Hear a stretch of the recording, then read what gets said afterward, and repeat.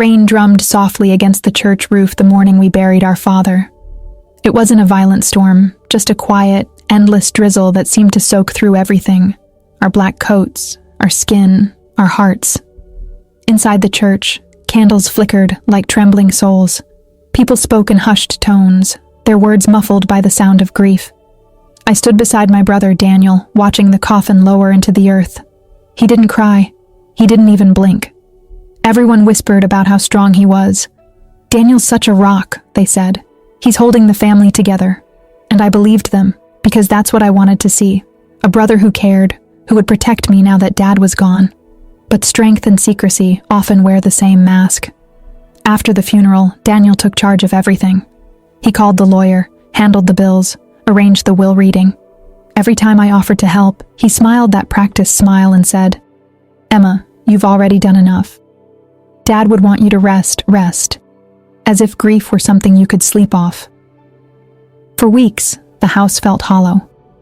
The ticking clock in the hallway became my only companion. At night, I'd listen to it counting the silence between us. Each tick, a memory of Dad's voice.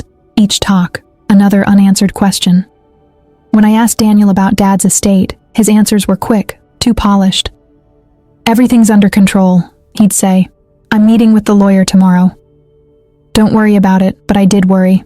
Dad was meticulous about his affairs. He documented everything, down to grocery lists. It didn't make sense that Daniel never showed me a single paper. One gray afternoon, I walked into Dad's old study. Dust floated through the sunlight like tiny ghosts. The air smelled faintly of his pipe tobacco. The room had always been his kingdom. Books stacked high, maps on the walls, and that heavy oak desk in the center. I ran my hand over the polished wood, feeling the indentations left by decades of use. His favorite pen still sat in the holder, half full of blue ink.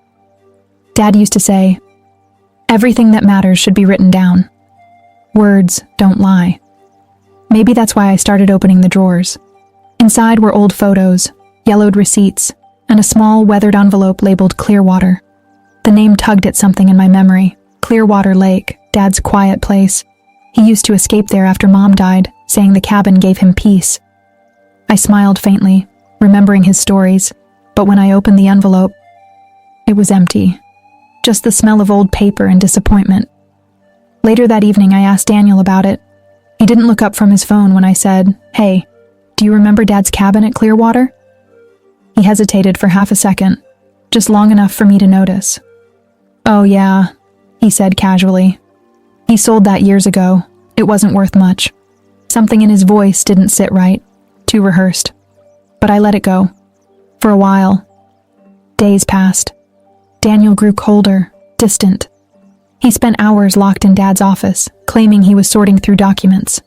Whenever I walked by, I'd hear drawers closing or paper shuffling. One night, after he went out, I tiptoed inside. The room smelled different. Cleaner, sharper, like metal polish. Then I saw it. The safe in the corner. The keypad had been replaced. A brand new model gleamed under the desk lamp. I froze. Dad hadn't changed that safe in over 15 years. My pulse quickened. "Why would Daniel?" I whispered. The next morning, I tried to ask about it casually. He gave a tight laugh. "Oh, that old thing?" The combination broke. I replaced it. Nothing valuable inside. But his eyes darted away. That was the moment I knew he was hiding something.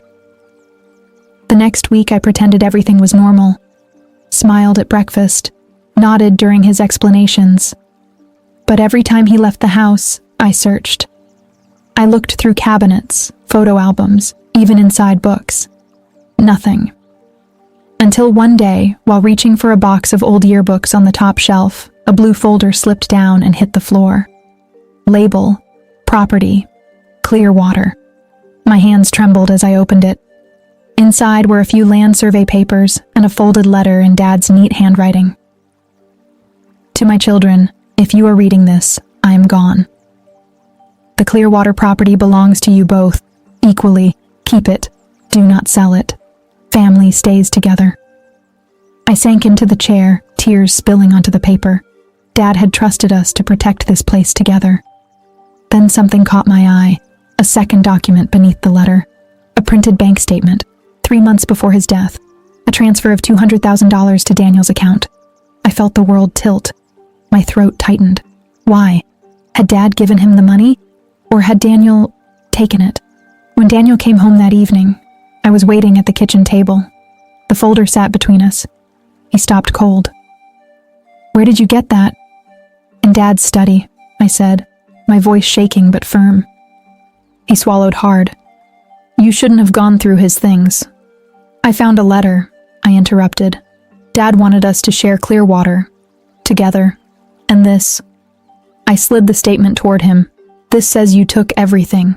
He sighed heavily, rubbing his forehead. "Emma, listen. I handled it the way Dad wanted. He told me to take care of you, to manage things responsibly." "Manage things?" I snapped. "By hiding them from me?" His voice rose. "You were grieving. I didn't want you worrying about money. I wasn't supposed to worry because you already spent it?" He slammed his hand on the table. "Watch your tone." The sound echoed through the kitchen like thunder. For a long moment, neither of us spoke. The clock ticked once, twice. Then I said quietly, "You forged something, didn't you?" He looked up sharply. "What are you talking about?" "Dad's signature," I whispered. "You changed something. I can feel it." He stared at me, jaw tight. "You're imagining things." And then he turned and walked away, leaving me with the echo of his footsteps and the weight of betrayal pressing on my chest. That night, I couldn't sleep. The rain returned, tapping against the windows like fingers. I sat at Dad's desk, rereading the letter until the ink blurred from my tears. I whispered, "I'll find out the truth, Dad. I promise." The next morning, I packed a small bag and drove toward Clearwater Lake. The sun rose behind the hills, casting pale gold across the mist-covered road. The drive was long, lonely, and strangely peaceful. When I finally reached the lake, the sight stole my breath. The water shimmered under a veil of fog, and tall pine trees framed the horizon. The cabin stood just where I remembered it, weather-beaten, but standing proud. But something was wrong. The front door had a new lock, shiny, modern, fresh tire tracks cut through the muddy driveway. Daniel had been here. I stepped closer, my boots sinking into the soft earth.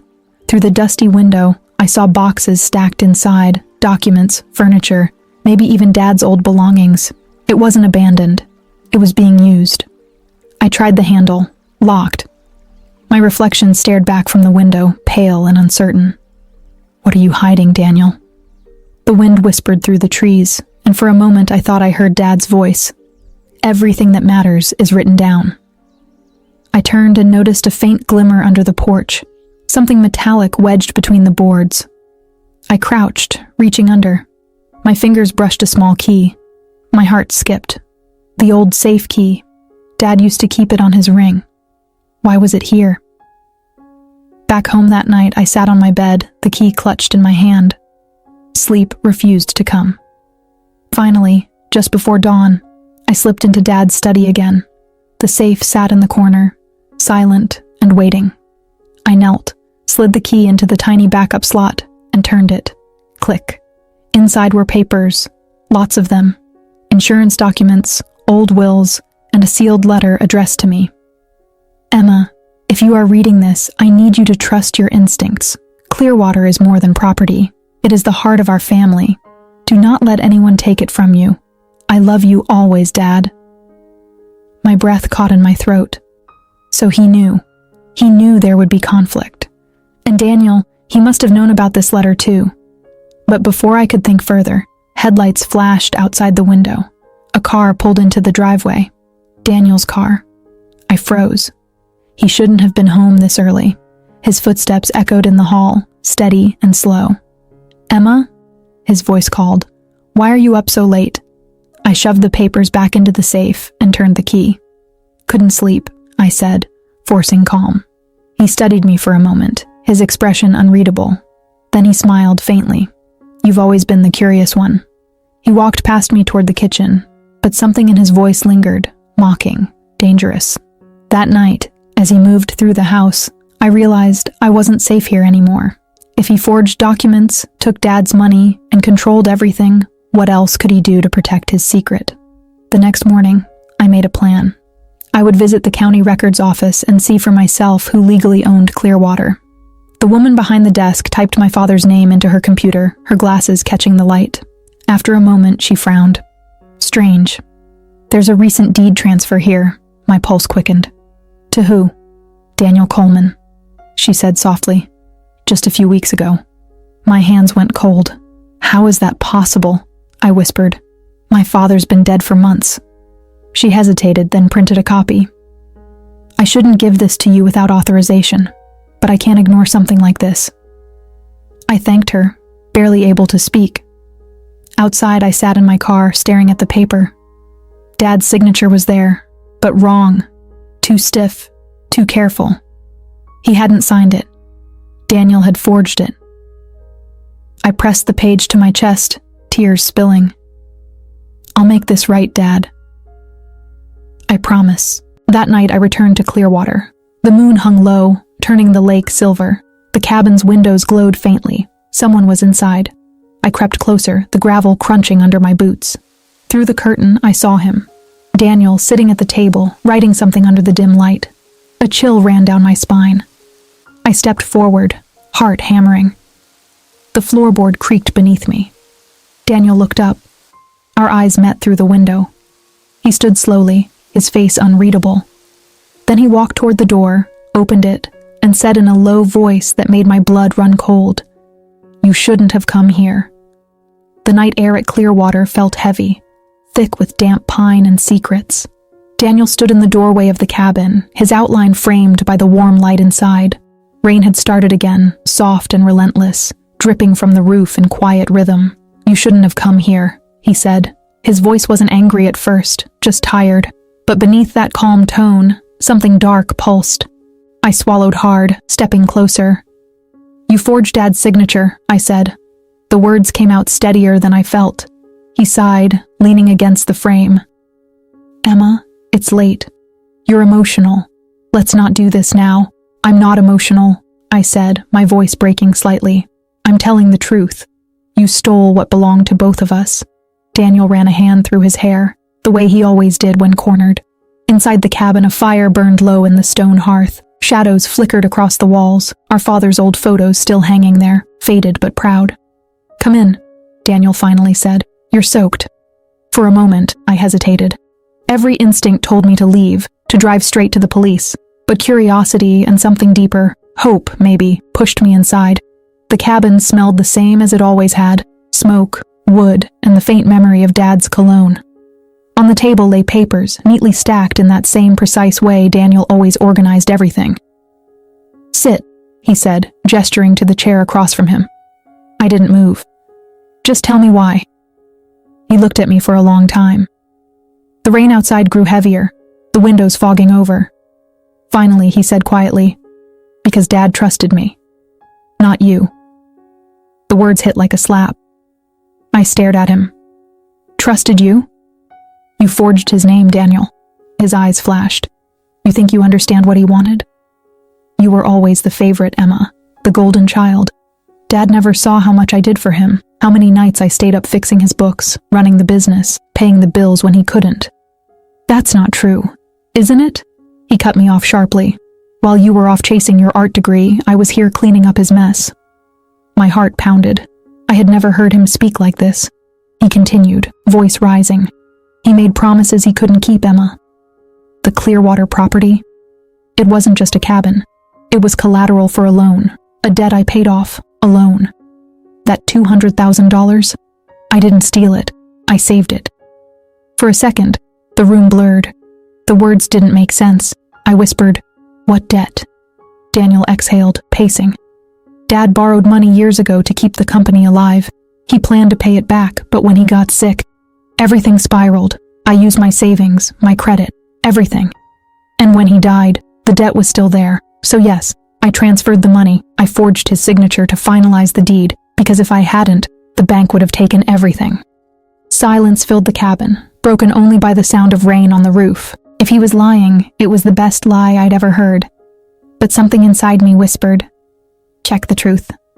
I said softly, "You could have told me." We could have handled it together." He laughed bitterly. "Handled it together? You wouldn't have understood. You were always too idealistic. Or maybe you just wanted control," I shot back, like always. His face hardened. "You don't get it, do you?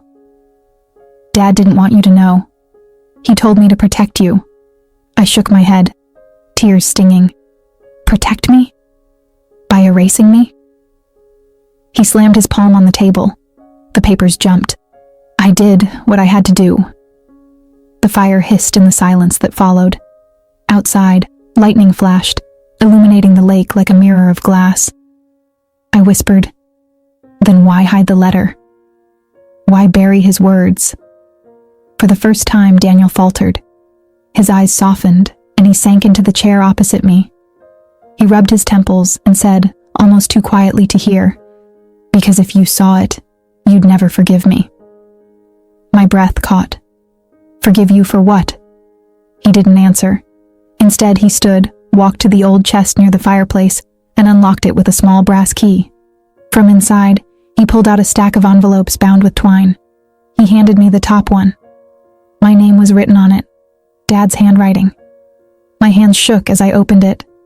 "Emma, I asked Daniel to make choices that will hurt you.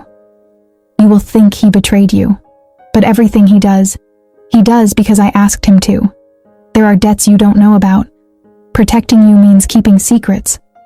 Please, forgive him when the time comes." The letter blurred through my tears. My chest ached so badly, it hurt to breathe.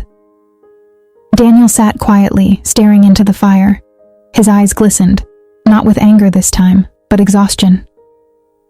"I didn't want you to find that yet," he said softly. "Dad made me promise to wait until everything was settled." I dropped the letter on the table. "Why didn't you just tell me the truth from the start?" "Because you would have hated me anyway," he whispered. "I didn't just forge his signature, Emma. I sold part of Clearwater to pay off the rest of his debt. Half the land is gone." I stared at him in shock. "You sold it?" "Dad said never to sell it." "I know," he said, his voice cracking, "but I couldn't watch everything vanish. The house, the business, it was all collapsing. Someone had to choose which part of the dream survived." Tears ran down my face. "You chose money over his wish." He looked up sharply. "I chose survival." For a moment, neither of us spoke. The rain outside slowed to a whisper. The fire popped, throwing sparks. I finally said, "So what's left, Daniel? What part of him did you not sell?" He looked away. "The part that still loves you," he murmured. And for a moment, I saw my brother again, the one who used to hold my hand when I was scared of the dark, who built tree houses with me, who swore we'd always protect each other. But then the firelight flickered, and the moment vanished. The next morning, I woke up on the couch in the cabin. My head throbbed from crying. Daniel was gone, but a note lay on the table. "Went into town. Don't go through my files. D." Of course, I went straight for them. His briefcase sat half open by the hearth. Inside were bank receipts, property deeds, and another envelope marked "Confidential, Clearwater Transfer." I unfolded it, scanning the contents. The sale had been made not to a bank, but to a private buyer, and the signature wasn't just Dad's. Daniel's name appeared twice, once as seller, once as witness. I felt my stomach twist. He hadn't just saved the property, he'd profited from it. Rage replaced heartbreak. He lied. Again. By the time he returned, the rain had stopped. I stood outside on the porch, the wind tossing my hair across my face. "Why didn't you tell me you sold it to yourself?" I demanded. He froze mid-step. "What?" "You created a fake buyer name," I said, holding up the papers. "You transferred the property into another account, your own." He stared at me, his face pale. "You went through my briefcase?" "Don't twist this, Daniel. You betrayed Dad's trust. You betrayed me." He took a step closer. "You don't understand how complicated this is." "No," I said, my voice trembling. "I understand perfectly. You took everything." He clenched his fists. "I kept the cabin running. I paid the taxes. I fixed the roof. With Dad's money," I shouted. The silence that followed felt endless. Finally, he whispered, "What are you going to do?" I looked straight at him. Tell the truth. That evening, I drove back to town and met with Dad's old lawyer, Mr. Grayson. He was an elderly man with kind eyes and a sharp memory. When I showed him the documents, his brow furrowed deeply. "Emma," he said after a long pause, "this transfer is illegal. Your brother committed fraud." I swallowed. The word fraud sounded heavier than I expected. He leaned forward. "If you want, we can open an investigation. But once we start, there's no going back. It'll destroy what's left of your relationship." I stared at the papers. Dad's shaky handwriting, Daniel's perfect forgery, the cabin that held our childhood. "Do it," I whispered. Dad deserved better than this. The days that followed were chaos. Calls from lawyers, requests for statements. Daniel tried reaching me, but I ignored him. Until one evening, a single text came through. "Meet me at Clearwater." One last time. Please, against my better judgment, I went. When I arrived, the sun was setting, painting the lake gold and crimson. The cabin door was open, and Daniel stood inside, staring out at the water.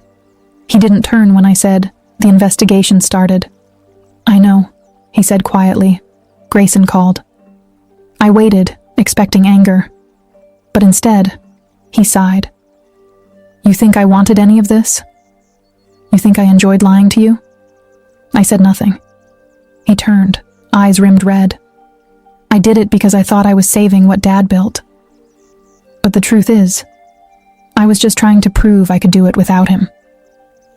Something broke inside me. I whispered, "You could have just told me that." He smiled weakly. "Would you have listened?" Maybe not. The lake shimmered behind him, the same lake that held our happiest memories. For a moment, we were just two kids again, standing side by side, trying to make sense of a world that suddenly felt too big. Then Daniel said softly, "It's yours now. All of it. I'll sign everything back." I stared at him. "Why?" He looked out the window. "Because Dad was right. Family stays together, and I don't want to lose the only one I've got left." Tears welled in my eyes. "It's too late for that." He nodded slowly. "Maybe. But I can still try." That night, as the stars shimmered above Clearwater, Daniel handed me a new envelope, this time unsealed. Inside was a single handwritten note. "Emma, I can't fix what I've done, but I can start by telling the truth. I'm sorry. Daniel." I folded it carefully, holding it close to my chest. Outside, the wind rustled through the trees, whispering like our father's voice. And for the first time since his death, I felt peace. Fragile, uncertain, but real. I looked at Daniel, standing on the porch, his face pale in the moonlight. He said softly, "You still don't trust me, do you?" I shook my head. "Not yet. But maybe someday." He smiled faintly, and we stood in silence, the lake reflecting the sky like a mirror of forgiveness and regret. The following morning, Clearwater was quiet. A heavy mist rolled across the lake, swallowing the shore until everything looked like a dream fading at dawn. I stood on the porch with a mug of coffee, watching the fog drift around the cabin. The wood still smelled like last night's rain. Daniel was inside, asleep on the couch, a blanket half slipped from his shoulder. He had signed the documents before falling asleep, returning everything to my name. The property, the accounts, the cabin, all of it. It should have felt like victory, but instead, the air felt heavy, as if the truth still wasn't done revealing itself. I walked inside, quietly picking up the papers again. At the bottom of one page, I noticed a faint note written in pencil, almost invisible. "Check the box under the floorboards. D." My breath caught. The cabin had always held secrets. When we were kids, Dad used to hide Christmas gifts under the old floorboards, making us guess where they were. But a box? I knelt by the fireplace, pressing my fingers along the wooden planks. One of them felt loose. With a soft creak, I pried it open. Dust rose in a thin cloud, and beneath it, a small metal box, the kind people used for keeping old letters or valuables. Inside, wrapped in faded cloth, were a few folded documents and a flash drive. My heart pounded. The first document was a handwritten note, Dad's handwriting again. It read, "If you're reading this, then Daniel has told you part of the truth. But there's more you must know. Clearwater isn't what you think it is. I froze, scanning the next line. This land was not fully ours. Part of it was promised to someone else, a partner I trusted, but he betrayed me, and I couldn't recover what was lost. I kept it from both of you to protect you. A name followed. Robert K. Grayson. Mr. Grayson, our father's lawyer. I felt the blood drain from my face. Number. It couldn't be. I flipped to the next page, a copy of an old property deed. Sure enough, half the Clearwater land had been listed under R.K. Grayson Investments, the same man who had been helping me expose Daniel. I stood there, my mind spinning. If this was true, then everything, the investigation, the documents, the anger between me and Daniel, had been manipulated. Emma? Daniel's sleepy voice broke through the silence. He stood in the doorway, rubbing his eyes. What are you doing? I turned the papers toward him. Did you know about this? He squinted. What is that? Dad's letter, I said, my voice shaking. He says Grayson was his business partner. The same man who's been advising me against you. Daniel's eyes widened. That's impossible. Grayson was Dad's lawyer, not... He was both, I said bitterly, and I think he's still after the land. Daniel ran a hand through his hair. No wonder he wanted me to sign everything over. He was probably waiting for you to hand it to him next. A chill ran down my spine. We have to go to the police. But Daniel shook his head. Not yet. We need proof. Real proof. He picked up the flash drive and held it against the light. This might have it. Later that day, we drove into town and found an old computer at the library. Daniel plugged in the flash drive. At first, the screen stayed black. Then a folder appeared, labeled Clearwater Accounts. Inside were financial statements, scanned letters, and one video file. The video was dated 2 weeks before Dad died. I clicked play. The image flickered, and then Dad appeared, sitting at his desk, pale but composed. His voice trembled slightly. If you're watching this, he began, then I've failed to fix what I started. Grayson is not who he pretends to be. He lent me money to save the company, but when I couldn't repay it, he wanted Clearwater. I refused. He forged documents to claim half of it. Dad coughed, then continued. Daniel, Emma, I asked your brother to move the funds to a safe account, away from Grayson's reach. He didn't steal from you, Emma. He protected what's left of our name. My chest tightened. Dad looked straight into the camera, his eyes tired but clear.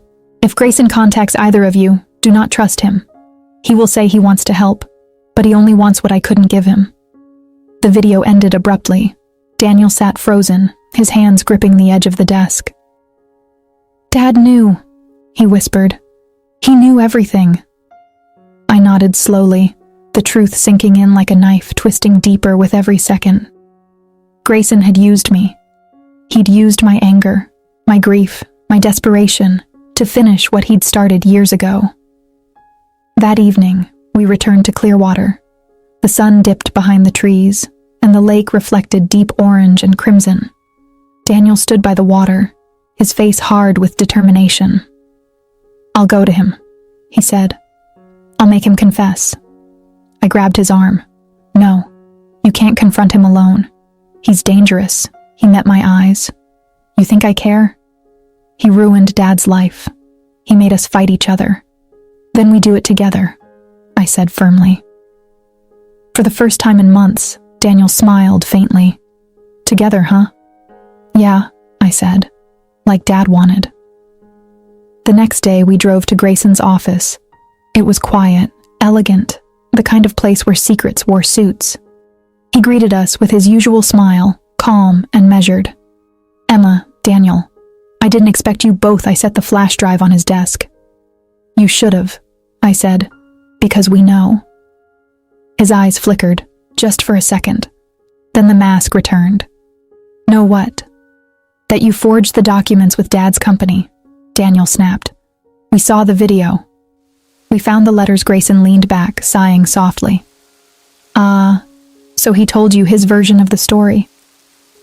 My stomach tightened. His version. He folded his hands. Your father wasn't innocent, Emma. He owed me far more than you realize. I simply took what was mine. That's a lie, Daniel growled. Grayson's calm cracked just slightly. You think you can challenge me with some old tape and faded letters? Everything was legal. Everything was signed. I leaned forward, my voice steady. Not if the video goes public. That made him pause. Daniel smirked. We copied the file. You try anything, the whole world sees it. For the first time, Grayson's composure faltered. His jaw tightened, eyes narrowing like a cornered predator. You're playing a dangerous game, he said quietly. No, I replied. You are, and you just lost. I stood, sliding the flash drive back into my pocket. Daniel followed. We walked out, leaving him sitting there, his false calm melting into anger. Back at Clearwater, the wind picked up, stirring the lake into restless ripples. It was almost evening when Daniel joined me on the porch, 2 mugs of coffee in his hands. He handed me one. So, what now? I stared out at the horizon.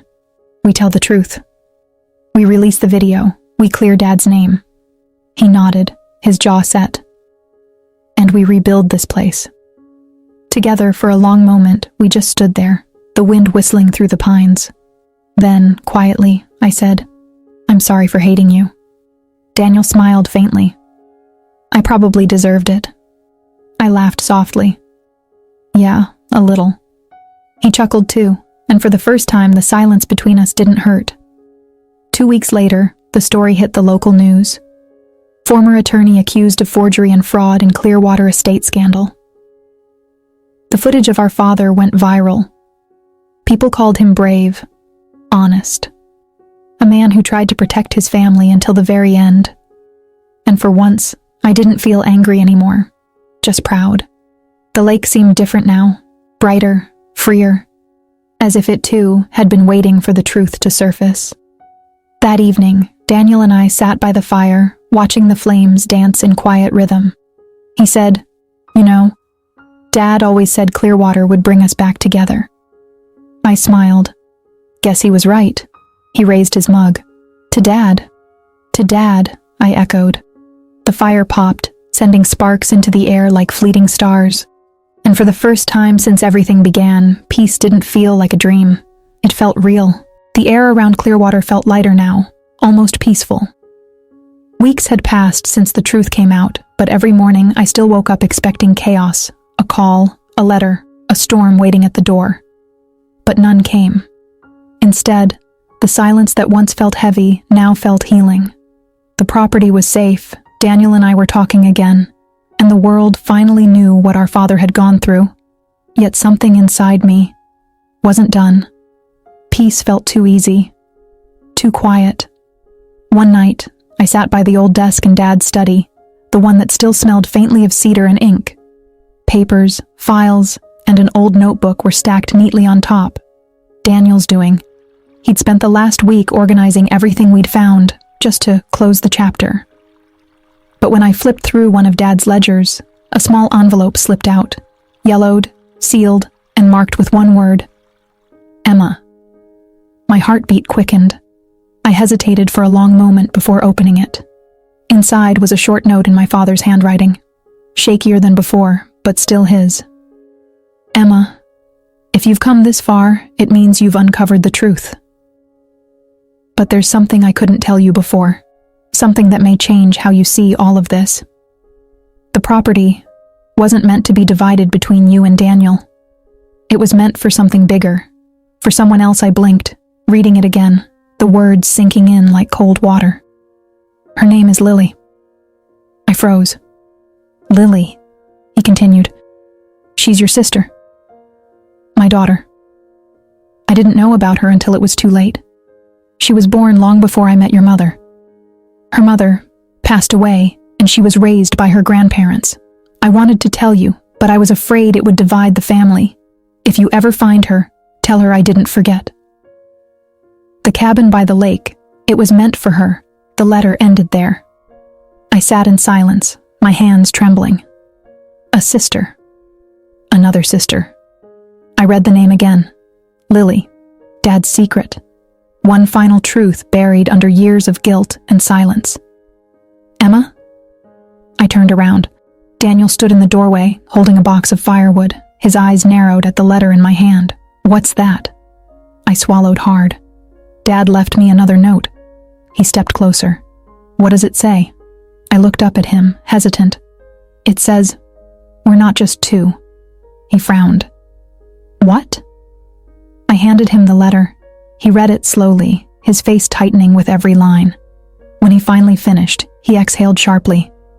So, there's another sister out there? I nodded.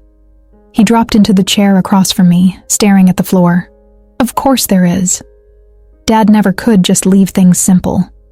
Despite the shock, I almost laughed, the kind of tired laugh that comes when you've run out of tears. But deep down, I knew what I wanted to do. I need to find her, I said quietly. Daniel looked up. Emma, you don't even know where to start. That letter doesn't give a last name, no address, nothing. Maybe not, I said, but Dad left clues everywhere. You know how he was. Nothing was random. He sighed. You really think she's still out there? I have to, I said. Otherwise, what was all this for? The next morning, I went through Dad's old correspondence.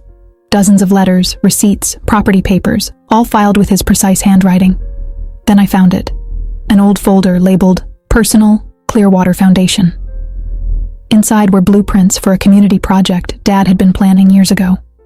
At the bottom of one page, there was a note scribbled in red ink. If Lily ever finds this, tell her she belongs here. Below it, an address, Willow Creek, Oregon.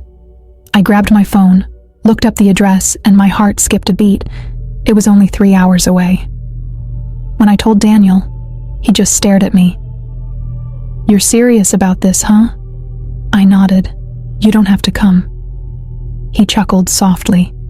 You really think I'm letting you drive 3 hours alone to meet some mystery sister Dad hid for 30 years? I smiled faintly. Guess not.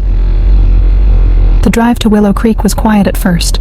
The highway stretched through pine forests and mountain turns, sunlight spilling through the trees like liquid gold. Daniel tapped his fingers on the steering wheel. You know, he said, I used to think Dad loved you more. You were the responsible one, the favorite. I turned toward him. That's not true. He shrugged. Maybe. But I get it now. He wasn't choosing favorites.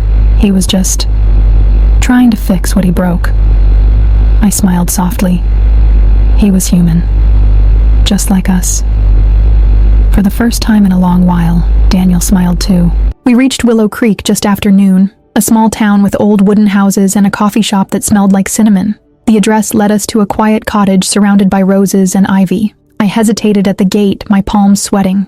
Daniel nudged me. You sure this is it? I nodded slowly. Yeah. A woman stepped out of the house, mid-30s, soft brown hair, and eyes that looked familiar. Something about her face struck me, the same calm expression Dad had when he was deep in thought. Can I help you? She asked politely. My throat went dry. Are you Lily? She tilted her head. Yes, do I know you? I opened the envelope and held out Dad's letter. Maybe. I think we share the same father. She stared at the paper, her hands trembling slightly. Her eyes darted over the handwriting, and then she gasped. This is his writing, she whispered. I haven't seen it since I was little. Daniel stepped forward. He wanted us to find you. Lily looked between us, tears welling in her eyes. You're my family? I nodded, my own eyes burning. Yeah, we are. She covered her mouth, a sob breaking free. He told me once that he had 2 children he couldn't see. I never knew he meant both of you. We stood there for a long moment, none of us speaking, the air filled only with the sound of wind through the roses. Then quietly, she said, You should come in. Her house was small but warm, books stacked everywhere, photos on the mantel, the smell of vanilla and coffee. Lily poured tea, her hands still shaking. I always wondered what happened to him, she said. He sent me letters when I was little. Then one day, they just stopped. Daniel nodded. He got sick. But he never forgot you. Her eyes filled again. He left me the cabin? I smiled softly. Yeah, Clearwater. He wanted you to have it. She shook her head. No, You both should keep it. He built it for your family." I reached across the table and took her hand. "That means you too." She looked up, surprised, and then she smiled. For the first time, I felt something I hadn't in years. Closure. Wholeness. A week later, we brought Lily to Clearwater. When she stepped onto the porch, she stopped, staring out at the lake with wide eyes. "It's beautiful," she whispered. Daniel smiled. "It's home." We spent the afternoon telling stories, laughing, crying, as if trying to make up for decades lost to silence. That night, after everyone had gone to bed, I stood outside by the lake. The moonlight shimmered across the water, and for a moment, I could almost hear Dad's voice. Soft, warm, full of peace. "You did good, kiddo." A tear slid down my cheek, but this time it didn't hurt. It felt light. Because the truth, no matter how long it hides, always finds its way home. And so did we.